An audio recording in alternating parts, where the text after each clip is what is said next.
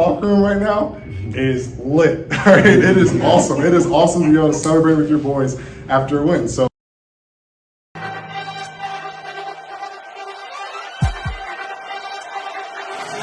Let's go.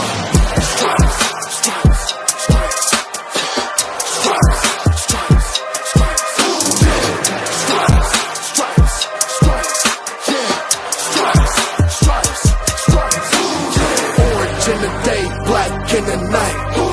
Stripes in our veins, sparks gonna fly. The beast is awake, orange, black and white.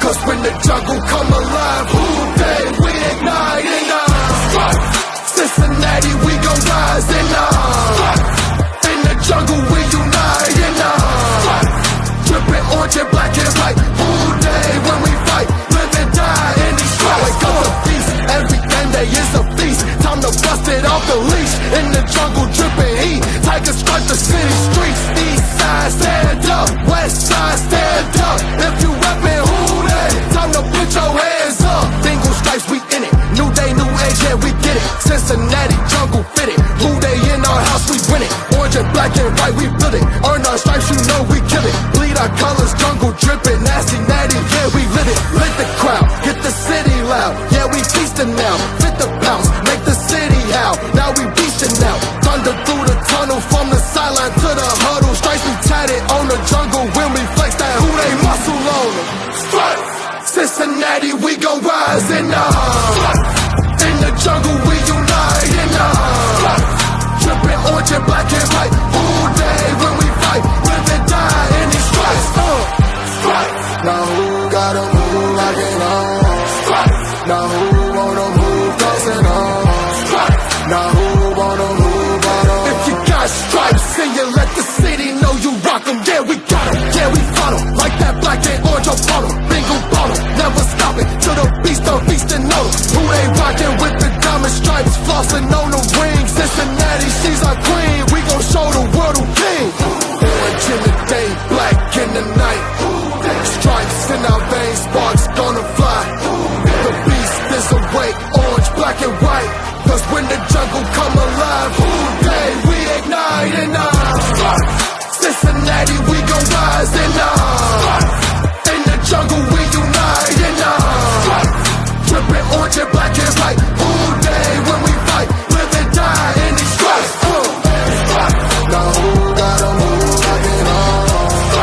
Now who wanna move dancing on? Now who wanna move on? All day when we fight, live and die in these stripes.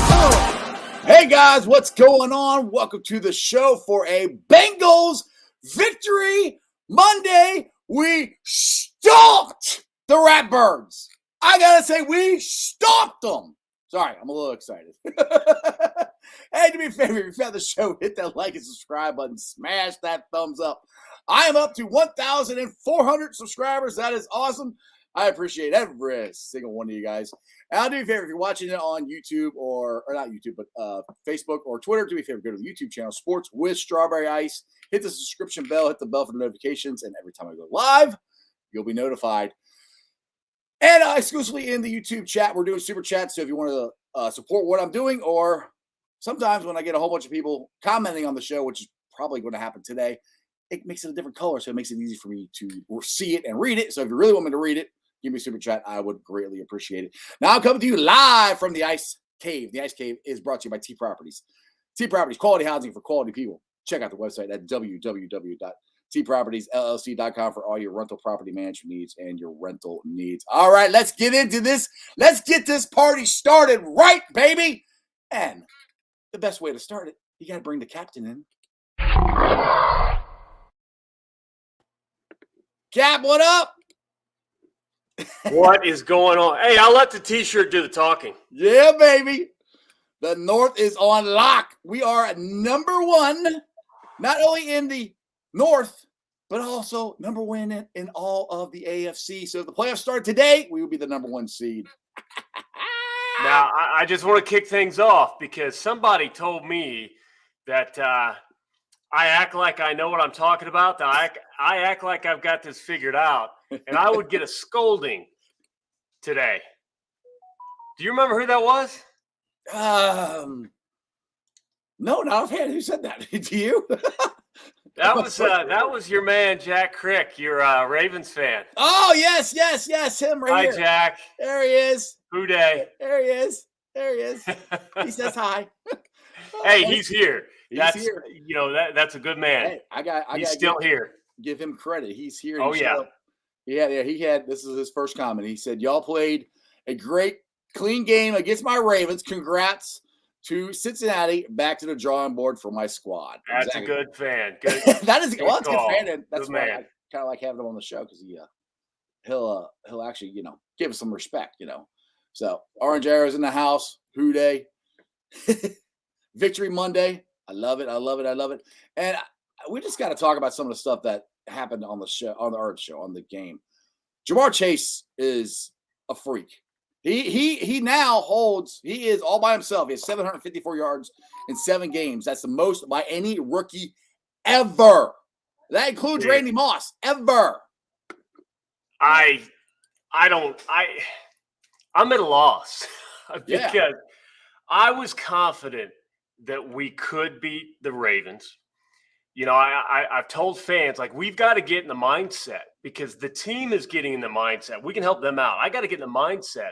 We all have to get in the mindset that we're going to go in and we're going to beat these teams, all these teams. But we beat the hell out of Dude, it was 41-17. I mean, you and me were talking about this before we went on the air. Now, you and me both thought we could win, but I thought it'd be close. I thought it'd be, a field goal or a touchdown score. And I was like, either way, but I did think the Bengals could win. I didn't think we'd kick their ass. I mean, Lamar Jackson was completely frustrated. It was still not a perfect game. I know. We still got more to go. And it's not like the Ravens didn't have a perfect game. Okay, you watch teams and you can say, okay, so-and-so lost that game. Like, they didn't play up to par. I don't think the Chargers played up to par against the Ravens the week prior. They made some mistakes that they could have controlled.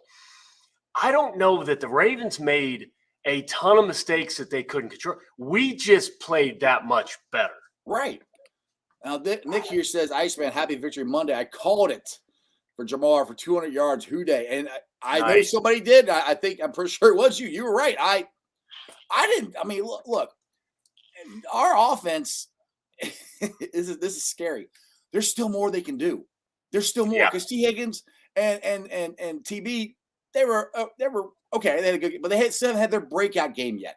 I mean, this was a huge breakout game for CJ. Ooh, Zama, 2 TDs.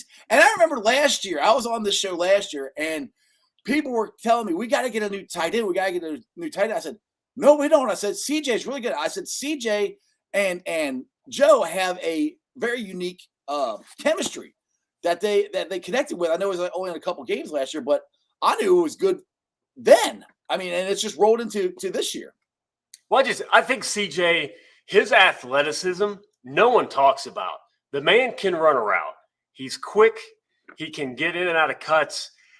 He's an extremely underrated player, but that athleticism, that talent, that value, and then his personality, and social media, the Bengals social media team's doing great because they're pulling some of that out. We get to see more of who CJ is. He is a great dude. I would just pound beers with CJ Uzomah. I don't drink beer. That dude, I want to hang out with that dude. I want to party with CJ. Exactly. And it was just, I mean, we keep talking about the offense, but that defense, we shut them down. And I said this on Friday's show. I said, look, last year in the first game against the Ratbirds, Lamar only ran the ball for like 5 to 6 yards, something like that. I mean, so we pretty much stopped Lamar last year. We just couldn't score.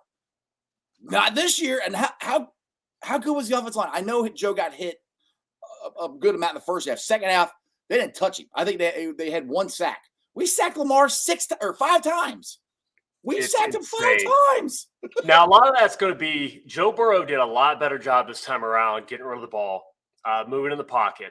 But he wasn't flustered. He was prepared.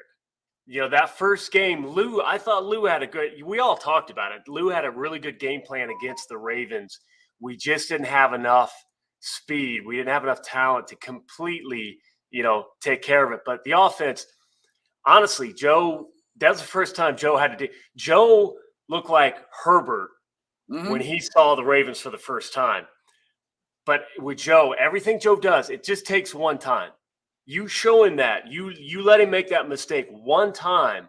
He's going back to the drawing board. He's going to make sure he fixes it. It's never going to happen again. The man is just amazing. He's a football genius.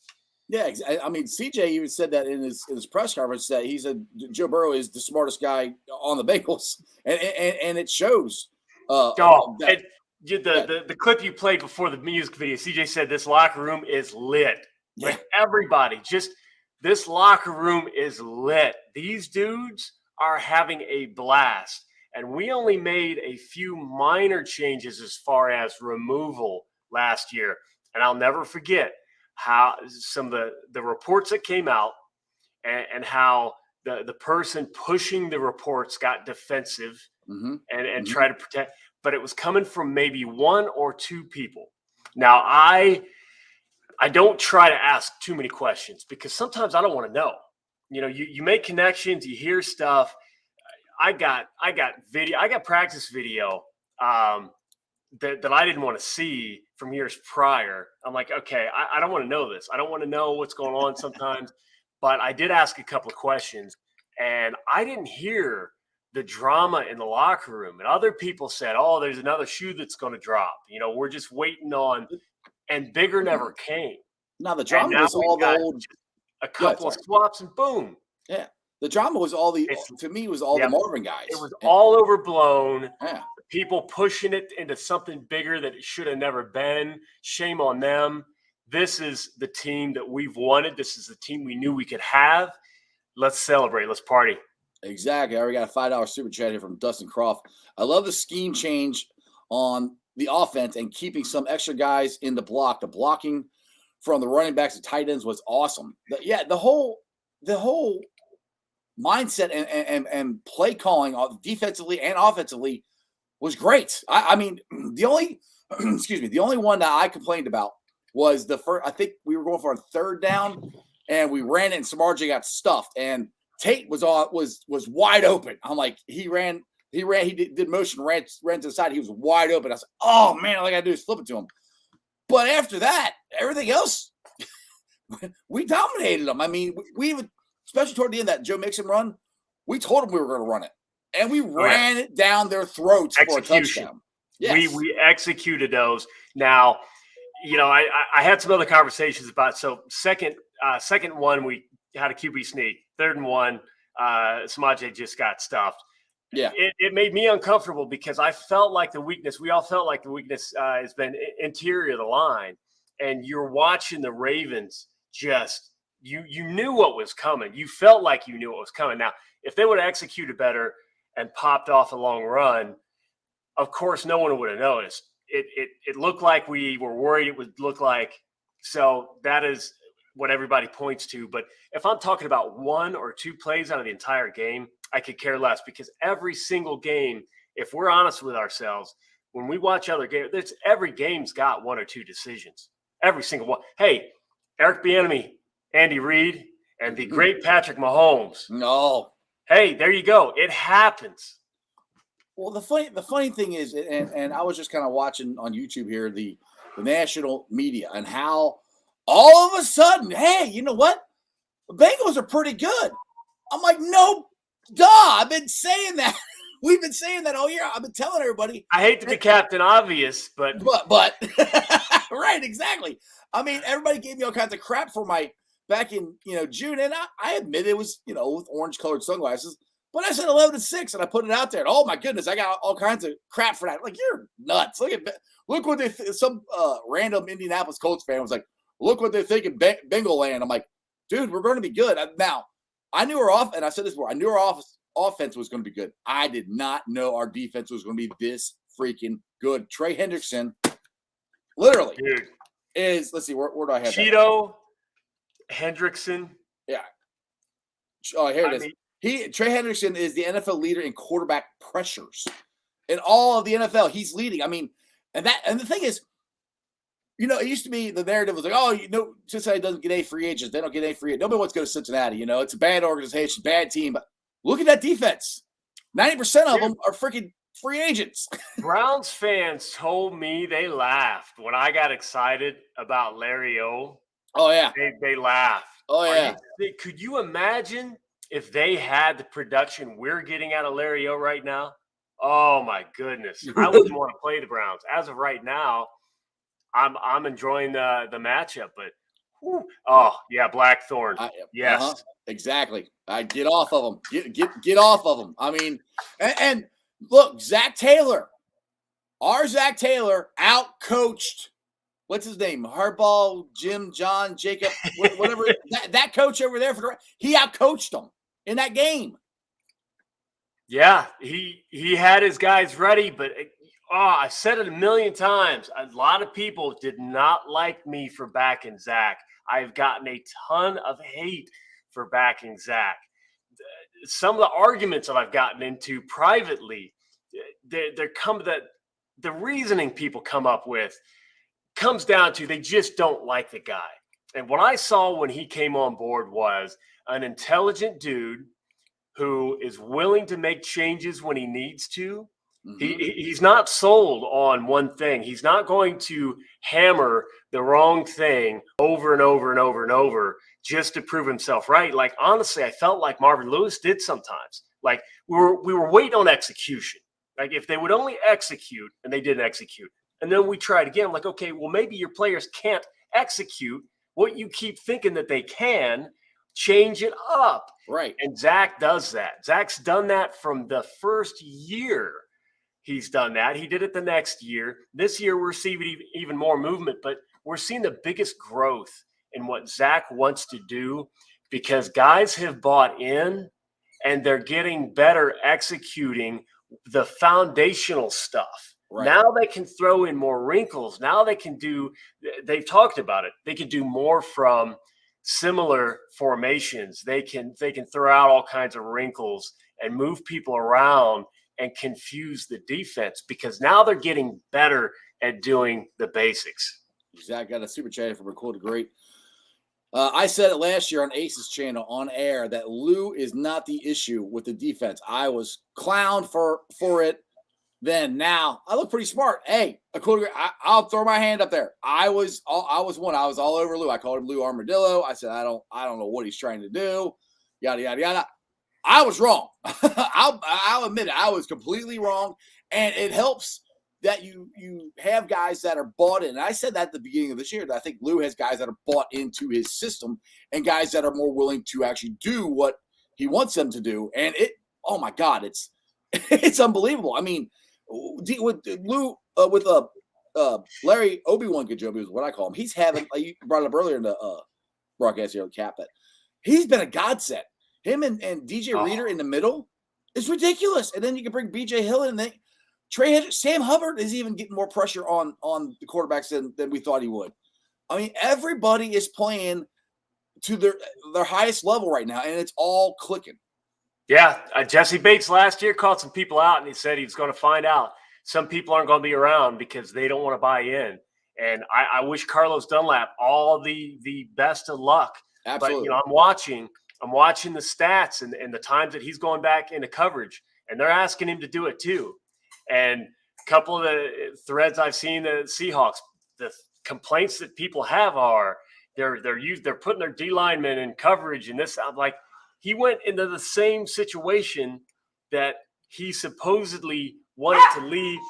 Whereas, hey, you know what? We could have used him. We could have absolutely used him. He'd have been having fun right now, but everything happens for a reason. I am loving this team and this locker room. I think your dog's excited too. Oh yeah, that was a hooday. That translates. Exactly. Oh, by the way, is Hube around? Because I got a little present for her. Is she around? Or yeah, she busy. Hey, Jess, are you around? Come here, man. We've got a present for you. I got a present for you. You got to be able to watch. I've had $1 that some guy told my wife that. It's not that kind of present. But I heard a little Tweety Bird today say it was her birthday today.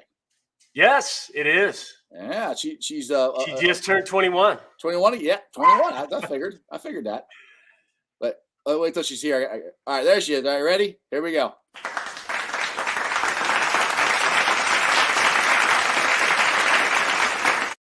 That's the best I could do. I couldn't do happy birthday because, well, they flagged me for it. So happy birthday. Thank you for happy birthday. Thank you so much. I appreciate it.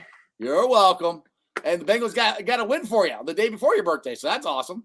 That's all I wanted. So there you go. Appreciate it. Yeah, no, I was trying to do a happy birthday song, and I can't do that. They would have flagged me or something. So, That's and crazy. nobody wants to hear me sing. I've already sang enough. Oh yeah, same thing. Yeah. If you see me on Twitter singing the Bengals touchdown song, that's enough of a struggle. Holy cow, I can't carry a tune to save my life. Oh my goodness. Yeah, I would get to that clip where I was talking about with where Burrow was talking about his connection with CJ Uzomah and on Chase on how he was dominating yesterday. Hopefully this is the right one. I think it is. Let me check it out. They have that guy. They play zero blitz and put him one-on-one, and Jamar did a great job against him today. There were multiple times where he got that guy one-on-one and won his one-on-one matchup. How have you been able to develop the type of connection you have with CJ? It seems like he's becoming your favorite target. You know, that connection really started last year, and he was I think he was our top targeted guy through 2 weeks last year, and unfortunately he went down with the injury early, but that really, we really clicked from the beginning with each other. Did he say anything about That's it. Like I say, he really clicked. Put that up there.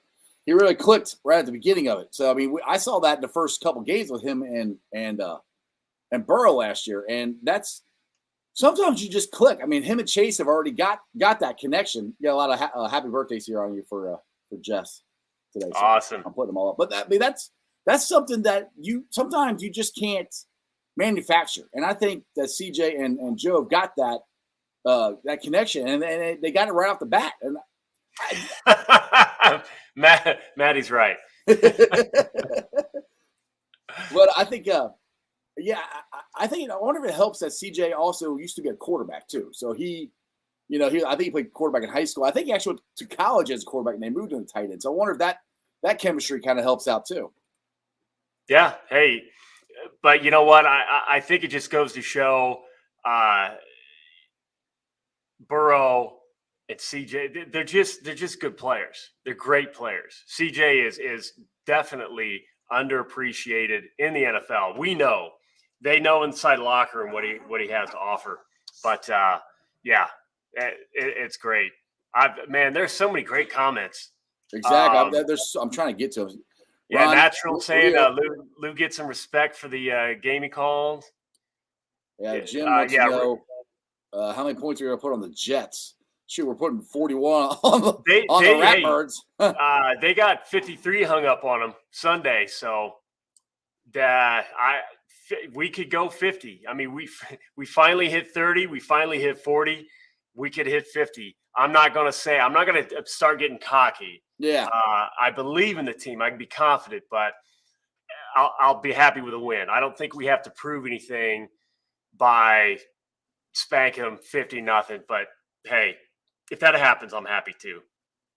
All right. Natural says, talk about Carlos. Carlos was a good player, but never a great one for years. We waited for him to have a big year, and it never came. I don't know. He had some really good years, and the year before he was behind a lot of guys too. Yeah, he had his highest PFF grade ever. I feel like we never put everything together. We didn't have. Honestly, I think Lou could have done a good job with some of these guys. Mm-hmm, Look at what Lou's doing now. Right. If they would just gave him a chance. Ironically, Lou had Carlos, but whatever. Yeah, exactly. All right, Edward. Defense wins championships with this D and Burrow to chase. We are real contenders this year. Never count this team out. Zach is a real coach of the year candidate. Absolutely, yeah. And yeah. I mean, go ahead, Cap. Go ahead. No, I'm sorry. I know people talking about Kingsbury, but the Cardinals were 8-8 last year, right? Hell, they won without him even on the sidelines last week. Exactly. So I don't think it would be fair if we go to the playoffs, we go for especially if we go from worst to first, Zach is coach of the year. I don't care. I will riot if Zach Taylor is not coach of the year. I would agree with that. I mean, I don't know how because especially what just experts, so-called experts, thought that this team would do. They didn't. I mean, I keep going back to Sports Illustrated. They had us winning, I think, 3 games, 2 games, something like that. We're 5-2. They weren't even freaking close. Yeah. And I mean, I'm kicking myself because I know you can make a bet if the Bengals would actually win over 6 games. I'm like, hell yeah, we're gonna win over 6 games. I think we're going to easily. I thought we were going to win at least 7-10. I mean, I got 11-6, but I really thought we could get 7. Pretty easy. That's where I'm like, these people who it's coming out now. I love it that we can finally go, we were right. I told you. But yes, Zach Taylor has a definite shot at winning the coach of the year. And Burrow, I don't know, Burrow, Mixon, somebody comeback player of the year.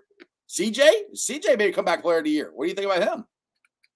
Guy, he doesn't have a big enough name, Yeah, probably. And people are going to say the same thing about Burrow not having played a full season last year. The idea that, well, what's he coming back from? They're like, okay. But if he continues at this pace and he keeps getting better and better and he keeps knocking down some of the NFL's best, if Dak cools off a little bit, I think it's got to be Burrow. I think it could be here. I see Andrew. CJ played a game and a half last year. He was literally a top target for Burrow. Scored a TV, then immediately got injured. Yeah, he got injured on that TD touchdown pass. He tore his Achilles. Dustin, not looking ahead too far, but we got a lot of guys on 1-year contracts. Wonder if we wait until the offseason for extensions. Yeah, I think all the contract talk and everything's going to happen in the offseason. Yeah, and it sucks. Sucks. But again, the culture in the locker room, the friendships these players have, Cincinnati's not going to be able to be cheap.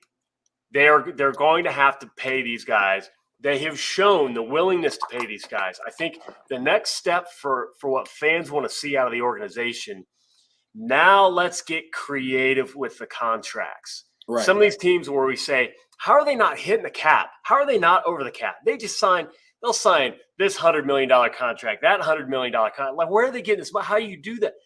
Creative. You know what? I know the Browns are not fans of sacrificing years down the road and then getting themselves in a position where they have to worry, they're in a crunch later on down the road. I don't think we have to worry about that right now. Hey, I didn't necessarily think this year would be win now. It's win now. Yeah, it definitely is. Hey, throw some money at these guys. Keep the culture, keep the talent, bring some more in.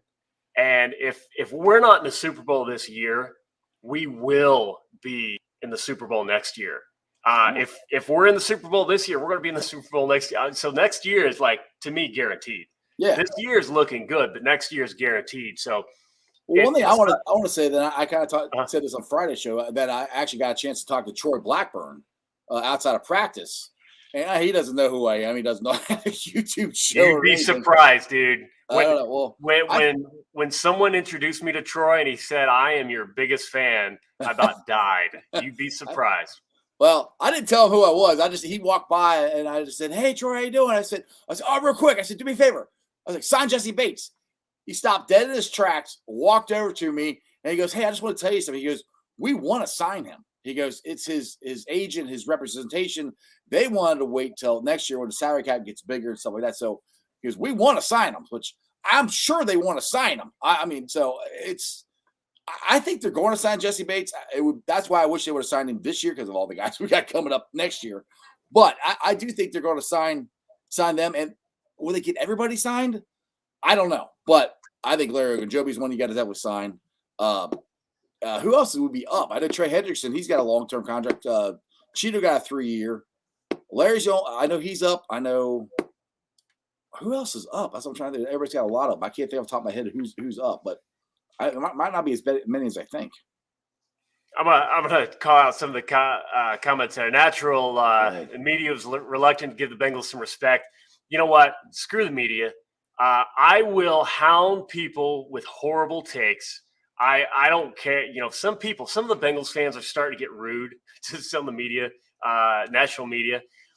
I'm hands off. I'm not going to tell anybody not to be, because guess what? They created this. Right. I'm not going to encourage anyone. And that's why I had a discussion about somebody who labeled Joe Burrow a miss. I didn't call him out by name after the game because I didn't want all the extra on top of him. But you know what? People are tired of it. Like, do your job. Stop being lazy. It doesn't take a ton of research to look at the talent we had on the team. They just didn't want to do it. They just wanted to be able to, copy and paste from last year and move forward. Well, that's what that's what a lot of them said last year. They said the same stupid crap that they said the year before. I'm like, it's different. It's completely different. Gillo says here, I wish I could take 10,000 fans to New York on Sunday so the national media can see our support. Yeah, that would be cool. But I think, put it this way. The national media pays attention to Twitter. They know. they know that they have a lot of support here. Yeah, I think when I do some analytics behind engagement overall and just general social media vibe with the team, I don't do it a ton. I don't do it ongoing, but I check in every now and then. We are growing. Things related to the Bengals, especially when someone is wrong or has a horrible take. The amount of traffic that gets pushed there, we used to let it happen. It drove me nuts too, because I'm like, are you kidding me? I don't care what it is. Maybe we're not winning. Maybe things were rough. But when somebody says something wrong and we don't feel like we can actually defend the team because, well, we really haven't been winning. I don't care. If they're wrong, they're wrong. Talk about weaknesses on our team that are accurate. Don't make up stuff like the criminals on the team. That's back in the 90s. Yeah, I've seen people bring that up the past couple of years. I'm like, are you kidding me? It's the same team. That's exactly. So, yes, now we are the fan base is more unified. The fan base is more energized. I've said it before. The fan base is buying merchandise. We are literally selling, just destroying the inventory of certain things. If you make a hot hat, it's gone. It's history. We're going to buy them all. And companies are taking notice of that. That has power. We have power to affect some. Hell, we got Jamar Chase another Rookie of the Week award. Oh, yeah. When there were some other impressive, I got to admit, there were other impressive rookies, but the strength in our numbers and our unity, we got it done. Exactly. I'll get this other super chat here. Dustin, to your point, I think this will be the ultimate test of the front office this time. The time is now. How can you get creative with the trades, contracts, etc.? Yeah, and the thing is, too, a lot of some of these other contracts they've signed here lately, last couple of years, they're backloaded, and so they've done some interesting stuff with the contracts. So they'll have to do it again this year for sure. Let's see here. Royal Flush Cherry. Kay Adams, she's always a big Bengals supporter. Kay Adams, Good Morning Football, is always rocking Bengals gear. Absolutely. And she was talking about how excited she was for the the dog excited too. Hey! Everybody's excited. I don't know what just happened. You little tiny ones matter now right now. I can hear them.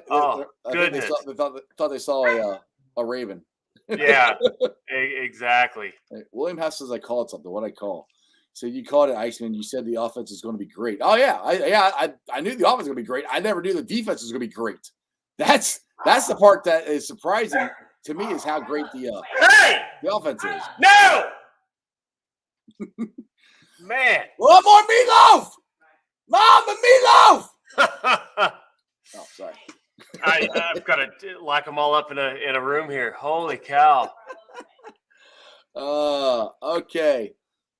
Somebody said something about Terry said somebody agree about Keyshawn. Somebody said something about Keyshawn Johnson. I know I don't ever watch them, but I'll see the different clips and stuff. And he basically gave the Bengals no chance of ever being any good at all.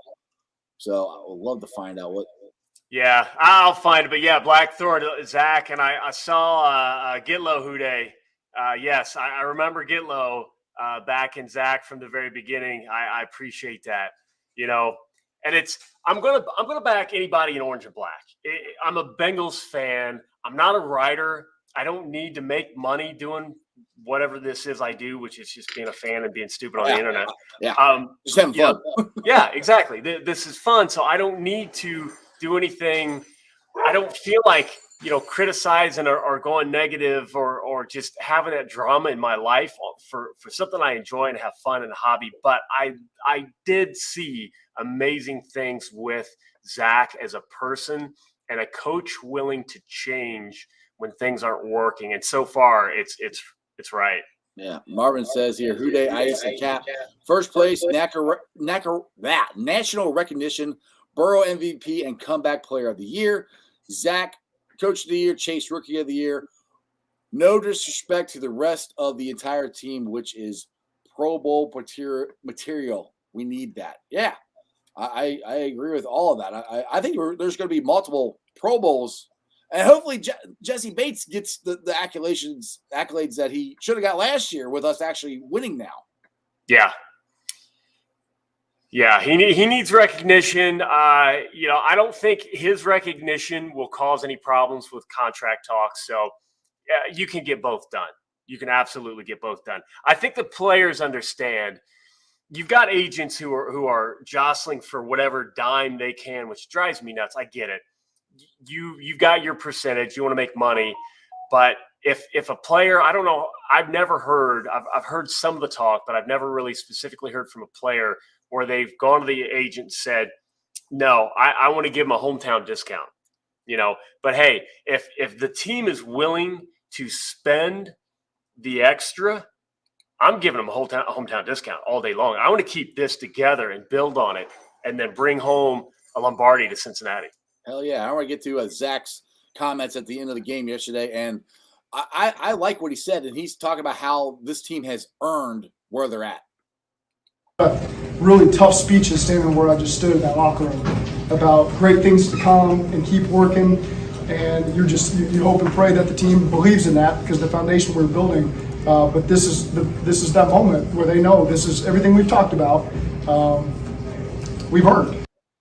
Exactly. Everything he's been talking about in that locker room, he's talked about changing the culture, having the right people in the room, all the different conversations that we don't even know about that he's had. But right now, it's all coming to fruition, and they've earned each and every bit of this that they're getting this weekend. Now, that's where he comes to the Jets game. You come to this, it should be an easy win. I don't think this team's going to take stuff for granted. I don't think they're going to look past the Jets. I think, it's. I don't think Zach's going to let them. I don't think Joe Burrow's going to let him. I don't think Jamar Chase is going to let him. I don't think Larry Ogunjobi. I don't. Jesse Bates. These guys aren't built like that. So you go, we can coast now. Nah, they're not built like that.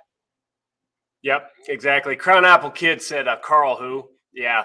I feel horrible about Carl Lawson's injury, but again, we had a lot of people, a lot of fans who said we had to keep him because of analytics. And I've said it before, the pressures are great, but when we have offenses built around quarterbacks that can make things happen outside of structure, then a pressure is just going to make the dude run a little bit longer for a 60-yard touchdown. It's going to cause defenders to take a pause. Do they need to come up and tackle a QB? And someone's going to be open. It doesn't happen all the time, but Mahomes didn't care about pressure. You get him to escape the pocket, he's going to throw across his body for a 60-yard touchdown. I do care about pressure, but if you're not getting the sacks, I want the sack. I want the loss of yardage. I want the loss of down. And Trey Hendrickson is giving us that in spades. And Natty's got a question for you. Yep. Jeff, I already asked you this, but I want to know Cap's thoughts on trading for Xavier Howard from the Dolphins. So the funny thing is, Dolphins fans say the Bengals are a poverty franchise and blah, blah, two is better than Burrow. Obviously, that's all wrong. This has been a horrible season I feel good about the Dolphins' failures for all the horrible Dolphins fans who were, for some reason, in Bengals social media talking smack. Their Well, line the national narrative was the Dolphins were going to be better than us this year. How's that? Oh work yeah, out? oh yeah. We had fans like, oh, if we could only have the Dolphins front office. Yeah, they traded away all their picks or all their good players for picks that they wasted on the wrong talent, and now they're kind of SOL. No, I would not pick up Xavier Howard. I worried he just signed a contract in 2019, and he held out because he wanted another one already. I get it. Like you've increased your output, your production.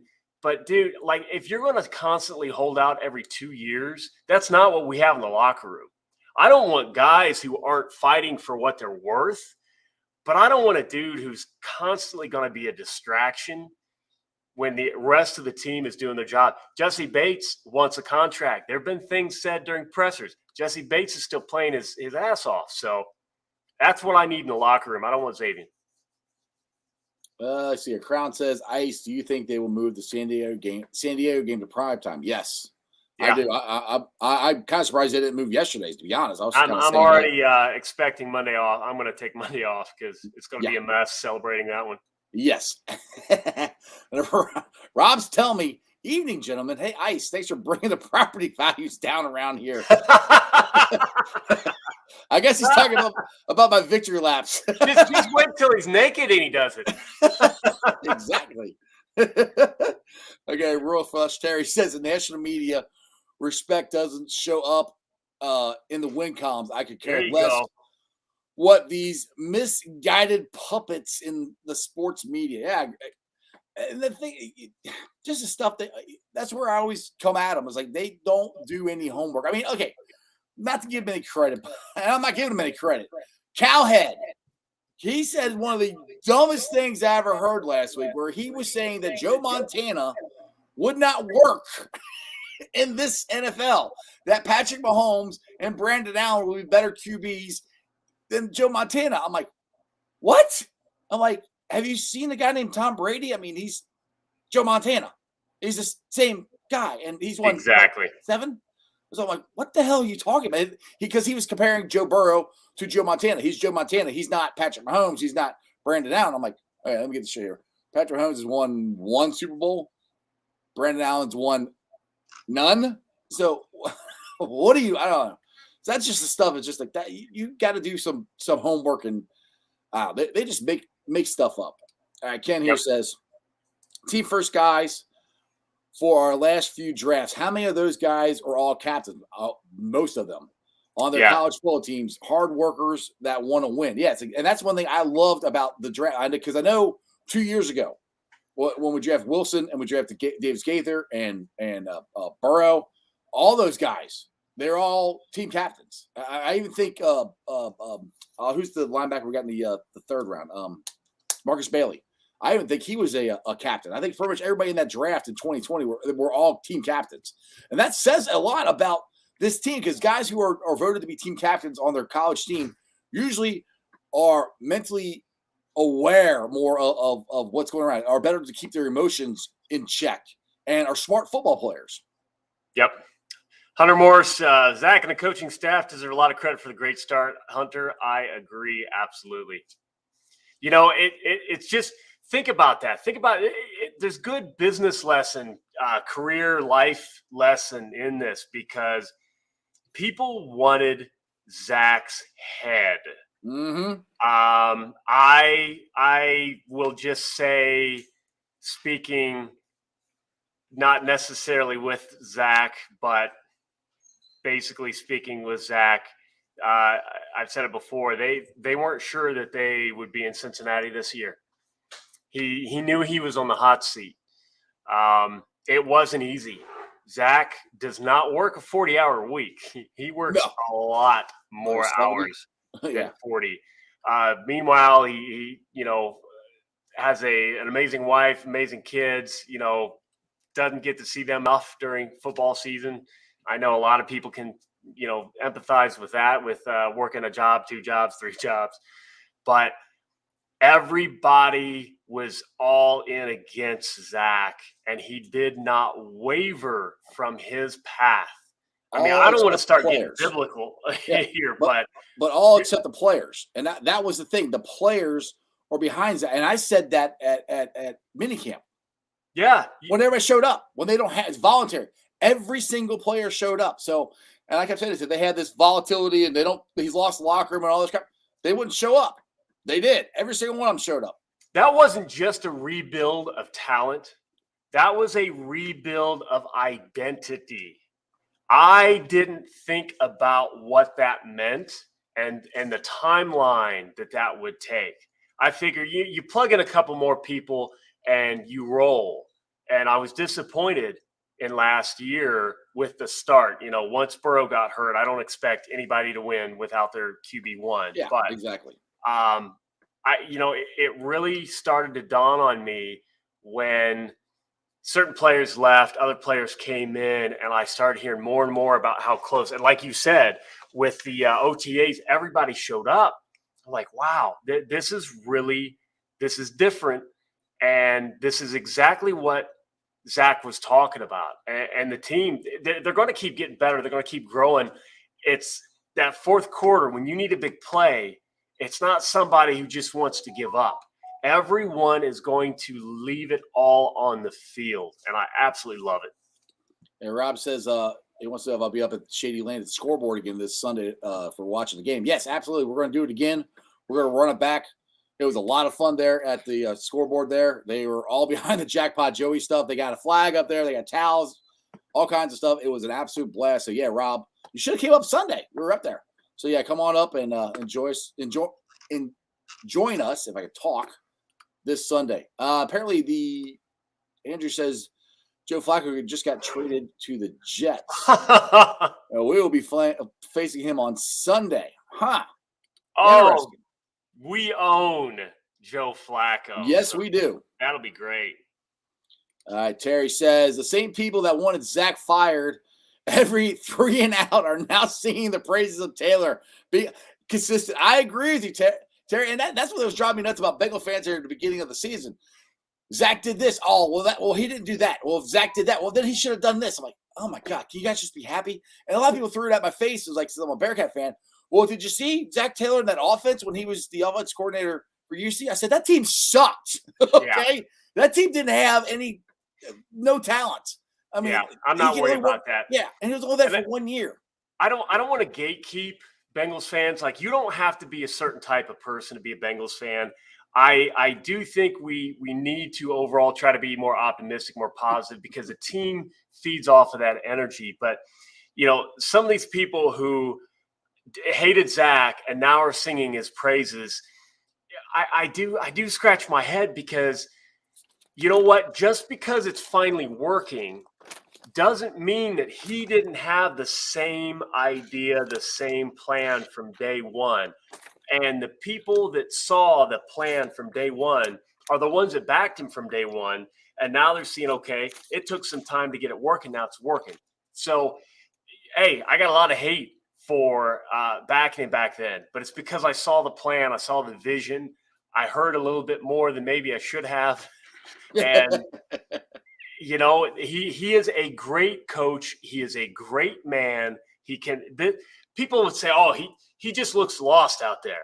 It's too big for him. What does that even you're watching on CBS or Fox, and you can no. Oh yeah, he's confused right now. No. We're not Miss Cleo, like, Miss Jerry with Tigers. We can't predict what. I'm not gonna read somebody's mind on TV. Oh, that drives me nuts. They're like, oh, it looks like he's not even into the game. He's not even paying attention. Like, what are you talking about? No, if anything, it's seeing those still photos. Like, search Zach Taylor and look at some of those photos, and he's like, he's pumped up. I never saw that kind of emotion. And I'm not gonna. You don't have to be that guy. Bill Belichick doesn't have any emotion at all, but Marvin Lewis didn't either. But I identify with people that show a little bit of that emotion. Yeah, I loved Andy Dalton a ton. I loved AJ Green a ton. Those two dudes were quiet and, kind of reserved. I am not reserved. I think that's why we get You're along not so well. yeah. Yeah, we're Ice not is reserved. the opposite of reserved. Yes. I am definitely not reserved. The address, people want to know, a couple people asked, it's 3783 Shady Lane, Bridgetown, Ohio. I don't know the zip. I'll try to find that out. I'll make a event and I'll put it out on Twitter and all that stuff. And Cap would be there, but he lives in Columbus. It's a little bit of a drive, especially coming. Yeah, I'm moving down next year. So yeah, baby.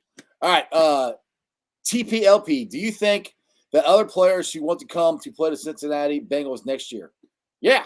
There's gonna be other players that want to come here. Yeah, absolutely. And then all change. I want to. One guy. Yeah, hey, I do. I'm still fresh. I haven't been hit my entire life. Well, yeah, but you got a guy like Jackpot Joey Burrow. Yeah, absolutely. They're going to want more people to want to come here, especially when they see where we're at. And that's one thing I kind of said about why I thought the Bengals could make a jump. I thought they could make a playoff run this year, but that was because Joe Burrow didn't get to make the jump at the end of the season last year like he probably would have, if he hadn't gotten injured. And then everybody be like, oh, they're going to be a playoff run this year. But one thing I want to put this out there too, and I'm not saying it was a good thing that this happened, but what if Joe doesn't get his knee hurt? You know what we don't get? We don't get chased. My dogs are going crazy. I can't hear a thing. I would just say, hush, doggies. I was just saying if he doesn't hurt his knee, then we don't get chased. I think that's a big deal.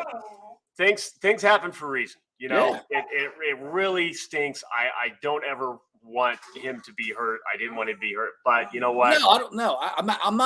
I'm not saying it's. I know. I'm just saying, like, I don't want anybody taking us the wrong way, but yeah, you're right. It's 100% right. We don't get it all.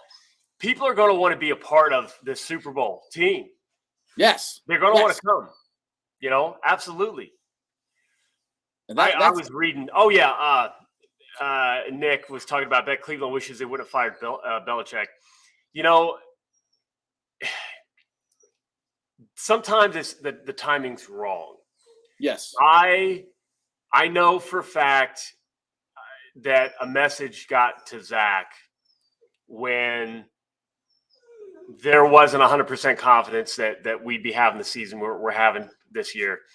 I said, I have 100% confidence that Zach Taylor is going to win a Super Bowl. And I said, I just hope it's in Cincinnati and we all get to celebrate it together. And I guarantee he got that message.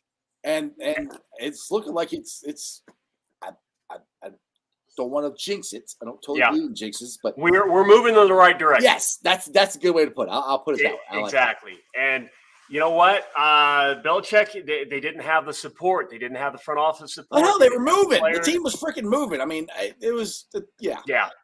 I mean, because even if they kept him, he would have been the Ravens coach.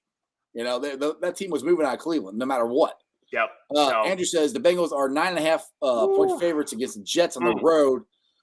Oh, how the tables have turned since week 1. And that's the thing. Like Cap, seriously, we are 3 points away in our 2 losses from being 7-0. We talked about this after the Bears game. One less interception, we win that game. The Packers game. First pick 6. Take it away. We beat the Bears. We make a field goal against the Packers. Yeah. We win. Everybody's talking about us and Arizona being 7-0. That's how close. And that's why I kept saying, like, we're not that far away. All this stuff is fixable. If our next 2 games were at Chicago and home in Green Bay, we win the next 2 games. Right now, the way we're playing, they're lucky they played us a couple of weeks ago. Exactly. Let's see. Marvin here has a good one. I still think the Ravens will be more tough the second time around. Oh, yeah, it's going to be tough. It ain't going to be easy, I don't think. It would be nice to get the 1 or 2 seed so we don't have to worry about the wild card game against them if it turns out that way. Yeah, the Ravens are going to be pissed. I mean, they're already pissed. They didn't expect to get their asses kicked by us. So, yeah. The one thing I want everybody to remember, though, about pissed, about any type of bulletin board material, anything, you still play. They can be pissed. We can give them bulletin board material. They can have that date circled in Cincinnati. if we are better and we outplay them, we're going to beat them again handily. Well, to be honest, It's in our head. It's hard to think that, oh, well, what if they come out next time and they play really, really hard. But what if we are really that team we look like right now? What if it's our time finally? What if we're not even as good as we're going to be this season? Maybe the next time they come to Cincy, we beat them even worse than we beat them in Baltimore. What if we're more talented than they are? There you go. I mean, there you go. honestly. Hey, Stephen A. Smith said he would rather have Burrow than Lamar because you can't consistently bet on Lamar to get it done passing, even though he's gotten better. He has a good game passing. Then everybody wants to say, look, he's a good passer too. He's an elite passer, blah, blah, blah. And then something happens and it all goes down. Yeah. And Terry says after all these years of leading the league and players on IR, we finally have the vision of what the Bengals could be possibly reasonably healthy. And that's a key thing too. You can't, I don't care. I know they keep saying next man mentality is up. No. Well, I think next man mentality finally caught up to the Ravens because they got how many guys on injury reserve there. The Bengals were the better team. No matter how you look at it. Injuries matter, okay? And not all teams are affected the same way. Statistically, Football Outsiders has the great adjusted games lost. Everybody can look at it for previous years. And if you are the top 10 healthiest teams, those teams usually go to the playoffs. The bottom 10 least healthy teams usually don't go to the playoffs. It's every year, it's repeatable over and over and over. We have to have a little bit of luck. You're not going to have a completely healthy season, but I don't want to be in the bottom 10. Finally, we're not. This is the first time that we have played the Ravens with Lamar Jackson where they have not been top 10 and we have not been damn near bottom 10, bottom 15 every single time. This is what it looks like every other Super Bowl winner that has a little bit of luck with health. This is what it looks like, and we're playing well. I hope you can see me because everything's frozen on my screen right now, but I got Brandon up there. Do you guys know our defense is the only defense in the league that has held the opponents to 25 or fewer points in the last 7 games? I did not know that. In the NFL. I read something about that today, actually. And if I could ever get my cursor to unfreeze, I could actually do something here. Hey, there it goes. That's better. For some reason, everything, it would just sit there just spinning. Like, what's going on? Andrew talking about the Hendrickson conversation with Villanueva was not taunting. The Ravens fans were whining about it. I didn't see anybody. I should look that up, but I wondered about that. I wondered if Ravens fans would complain about that because, having a conversation with a guy, no, they're not going to flag a conversation. Stop.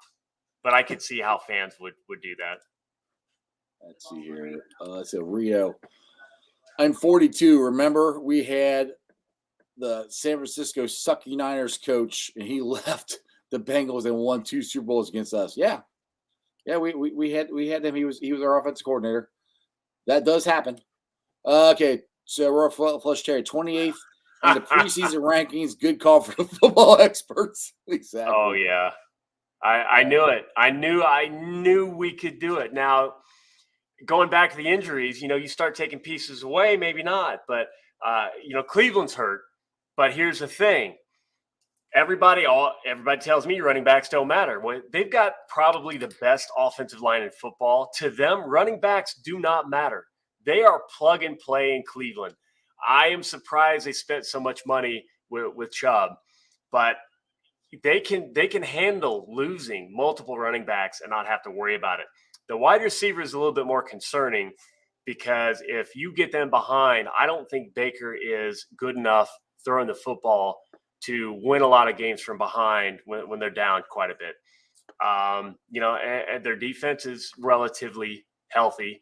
But when we've seen our entire tight end group wiped out, and then our starting offensive line, and then our lead running back, and then our number one receiver, I'm like, you can't recover. I remember Dahani Jones, one of my favorite linebackers, Bengals linebackers all time. if I remember correctly, he was sitting on the couch. We had to sign him because we lost all of our linebackers. We had to sign him off the couch, and he ended up being a very, very solid player for many years. Exactly. Andrew says, it's crazy to me that last year we had 17 sacks total, and this year, after only 7 games, we have 19. And that's what the thing is, too, and that comes down to, I mean, last year, our DJ Reader got hurt. Gino was hurt the whole year. Mike Daniels was a starter for us now, and he's on the practice squad. I mean, nothing against Mike Daniels. I love Mike Daniels, but that's just the reality of the situation. That's the difference between last year and this year. Our defensive line, we're healthy. Well, and I think that D-line coach, Marion, I think he's made a huge difference. Yes. Yeah, huge, because I've talked about it before, but Nick Eason, I thought was a good D-line coach, and the players liked him, but it didn't produce results. We had way too much talent. Even with a hurt Gino, we had way too much talent to have 17 sacks. So I think that was a unsung change that no one's talking about. All right, Jim says, I love Zach stepping on the gas yesterday with the continued aggressive play calling, even after we took a 10-point lead. Recipe for winning consistency right there. Yeah, exactly. And, I mean, we ended it with the home run by Mixon.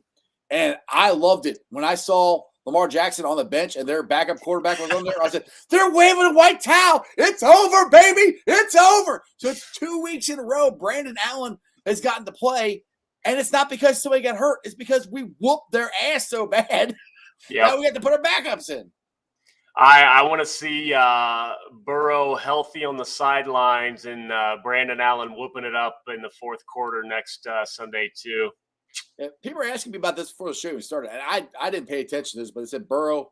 Gillo here says Burrow was looking for Lamar after the game and did not know if he found him. Apparently, from what they said in the chat, that Lamar just walked off the field and didn't say anything to Burrow. I didn't see that part. I was too busy doing my victory lap. So I heard Lamar had talked to a couple other players.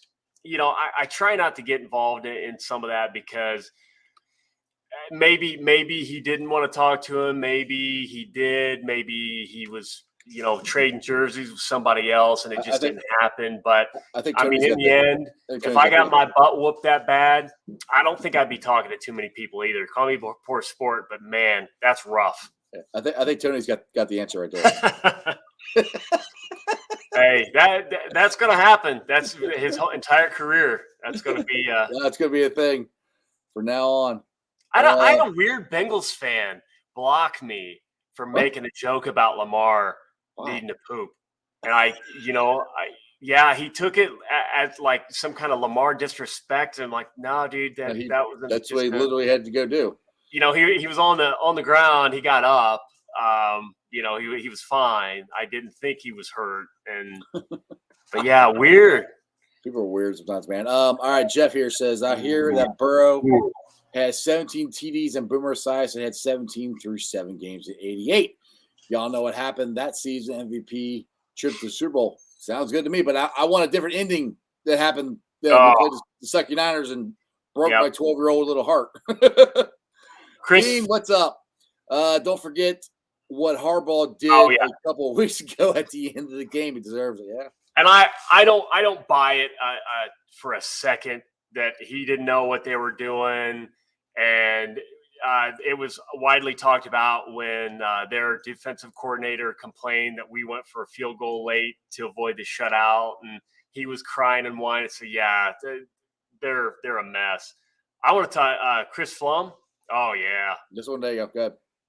Do you guys feel like different plays were called? Do you think Zach Taylor is playing chess and most of the fan base is playing checkers? I think that is 99% of the NFL with coaches and fan bases.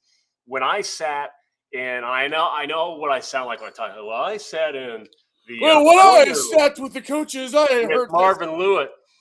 Seriously, what I learned from those, and I'm hoping we keep winning. And Zach is established, and I can, hey, Zach, let's get a charity going for you, and then you can have these film talks, and we can invite all the fans. It's a phenomenal event, and I learned a lot because people don't understand what is going on, the reasoning. There are plays that trigger other plays. With Marvin, he said there were about 2,000 plays that they would basically install over the off season. And then each week they would put more and more of them into the playbook for that particular week. And they would adjust those based on who they were playing. Teams don't just have all these awesome plays and then just call them week after week after week, because defenses see it on film and then the game plan for it. So they're always changing stuff up. So specifics of plays and how plays are working, when fans go after that, I'm like, I don't know if we know what we're talking about. I do think we have some legitimate debate around, well, maybe we ran too much, or maybe, if you see all the wide receivers on screen 10 yards from the football and the down marker's 15 yards away, somebody ran the wrong route, or it was a horrible play design. Well, everybody's a coaching expert now, don't you know that? But it's so rare. I'll tell you a little story. You know what? I should post about it too. I'll tell you right here. Hey, it's a first here. No, exclusive right here on the Strawberry Ice Show. Go ahead. So you remember that awesome somersault flip into the end zone by Jerome Simpson? Yep. Yeah, I remember that. One of the most iconic plays, always celebrated. Jerome Simpson ran the wrong route. I don't know that very many people in the Bengals fan base knows that. He ran the complete wrong route.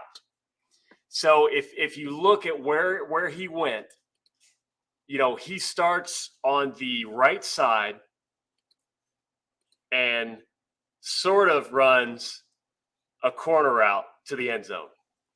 That was supposed to basically be a go. He was on the wrong side of the field by 40 yards. The man wasn't anywhere close to being in the right position, and it worked out. No, fans love it. Fans say, "Oh my God, it was so amazing! Oh my God, it was a great pass." He ran the wrong route. He was nowhere near where he should have been. All right, so I just got to give you props. I mean, we all know you dressed up for the Bengals game, at home games, but I didn't know you dressed up like this. I mean, I'm trying to figure out, like, obscure Bengal, like one of the who wore it better, was did Joe, or was it Cap? I'm just curious out there. I mean, that's so funny. he even got the Nikes. I like it. And who posted that? It was obscure Bengal fan. Obscure Bengals, yes, thank you. Obscure Bengals. I got a laugh out of that. I had to put that up there. I almost forgot about it. Oh crap! I got to put that up there. So. And it's funny because between Captain Obvious and depending on when I would dress up, I got somebody else, UFC fighter. Yeah. Well, I think everybody knows who. It's obvious who you're supposed to be. Yeah, because of the beard. Yeah, exactly. That glorious beard of yours. All right. Crip says, Cap, who's your favorite Bengal of all time? I know Iceman. His favorite Bengal was It's so Ryan hard. Finley. It's so hard because there are so many different reasons that I love different players. And I know it's such a cop-out, but if you put a gun to my head and I'm hooked up to a lie detector and I want to pass it, I'm probably going to say Chad Johnson. But there's some great. Ken Anderson, bought me a beer in London. Nice. I've spoken to Ken Anderson how many times. He is the most approachable, nice, generous, hardworking guy. It's phenomenal. Travion Williams has reached out to so many fans and is just a cool dude to be around. Sent me a picture as I'm sitting. I feel like I've said this before, but I'm sitting at the Holy Grail and he sends me a picture of he's across the street taking pictures of me and DMing me. Just hilarious. Just so many great players. Yeah, I don't have that kind of relationship yet. My favorite when I was a kid was Chris Collinsworth. I mean, his rookie year, 1981, won the Super Bowl. He's always been my favorite player, just childhood. And then it's Boomer, and then the blonde bomber. Yeah, I love Absolutely. Boomer. I'm a blue-eyed lefty. Technically, I'm ambidextrous, but I learned to throw football left-handed. So everybody called me Boomer as a kid. Yeah, another favorite. Jim was at that game where Jerome did the flip. Yep, that is awesome. Yeah, it was the other end zone. I didn't get to see it as close up. I didn't realize what happened. Everybody just erupted, and then we got to see it on the replay. But yeah, he was on the wrong side of he should have been at the other corner. Exactly. TP says, do you think it would go deep into the playoffs? Do you think Zach Taylor is going to get another? Yes, I think he's getting an extension now. I mean, I think, You know, not. I don't believe in jinxes. They have to continue to build. I just psychologically and you know, in business, in sports, and anything where you're competing, you're trying to be the best. It is extremely difficult to not perform in a way that you don't see yourself. And these guys are playing for each other. They're playing for the team. They're on board. They're bought in. For them to for that to be broken and things to fall apart is just extremely unlikely. The talent's there. And now the teamwork, the motivation, the dedication is there. I don't foresee this stopping anytime soon. So with that said, I think Zach's getting extended. Yeah, I think he's going to get extended. I mean, that's one thing about. I mean, look how many years Marvin was here. So yeah, I want to look at it as Marvin. The years of Marvin were not unsuccessful. They were successful. He just couldn't win a freaking playoff game. They were good years. He brought us out of the darkness. Yes. I mean, so I'm not here to bag on Marvin. Marvin was players good. On those previous teams would see other players, stars for what we had in the 90s, partying, absolute shit-faced Saturday night before a game, hung over, maybe still drunk Sunday for warm-ups. The stories that I heard from players about some of those teams, coaches didn't care. They just let them do whatever they wanted. Marvin Lewis brought a completely different culture to that team, and we owe him everything for that. Zach is bringing that next level of culture now. Exactly. All right. It's almost 7 o'clock. I think I'm going to roll on out of here. You got any final party words you want to leave everybody with before I let you get on out of here there, Cap? Houday, I would hug every one of you if I could. Man, this is crazy. This is awesome. I feel kind of calm. You know, I've been more excited, excitable in other shows and stuff, but it's like this is for real. Yeah. This is for real, guys, gals. This is absolutely for real. Enjoy it and keep working harder to understand we should expect to beat the Jets. We should expect to beat the Browns. Hey, if you don't have tickets for the Browns, call the ticket office. Go to the website. Let's sell it out. Let's make sure there are no Browns fans in that stadium, or as few as we can, and just absolutely get loud. Hey, real quick before you leave, Nick wants to know where you got that hat. This is a Joe Goodberry special. Yeah. So talk to Joe Goodberry. Joe Goodberry, thank you. It was $35. All right, Cap. Hey, if you decide to drive down to Cincinnati, come down and hang out with me at the scoreboard. But all right, I'll let you know. But other than that, I'll definitely see you next Monday. All right, Houday. All right, guys. I hope you enjoyed that as much as I did. That was a blast. There's so much other stuff I wanted to get to, but we can get to it tomorrow. We got a lot of good stuff going on, and like Cap said, the Bengals are for real. This is for real. This isn't a pipe dream. This isn't a fluke. This is nothing. This is for real. And the thing is too, you can say what you want about Bengals luck and all that stuff when we kept winning the coin flips. We didn't win a coin flip yesterday, and we still won the game. That's more important. So things are changing. This team is for real. We're going to have a lot of fun this year. I told everybody we're going to have a lot of fun this year. Like I said, I knew the offense was going to be this good. I didn't know the defense was going to be this good. And Lou and Arumo, I was completely wrong.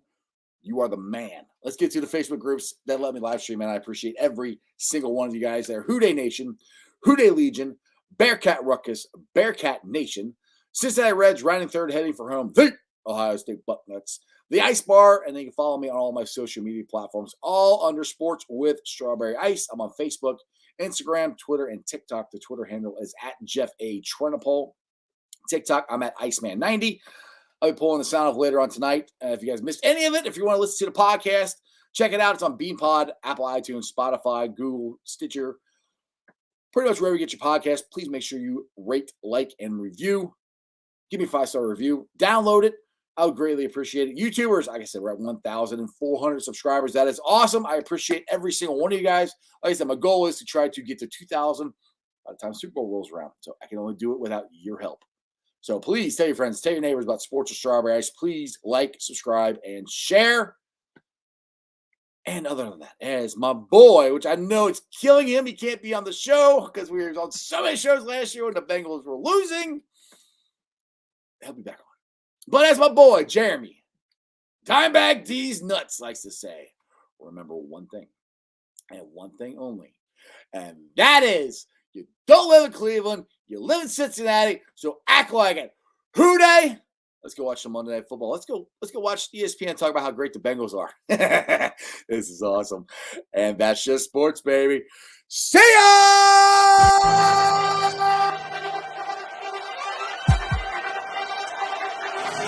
Let's go. Stripes, stripes, stripes, stripes, stripes, stripes, yeah. Stripes, stripes, stripes, yeah.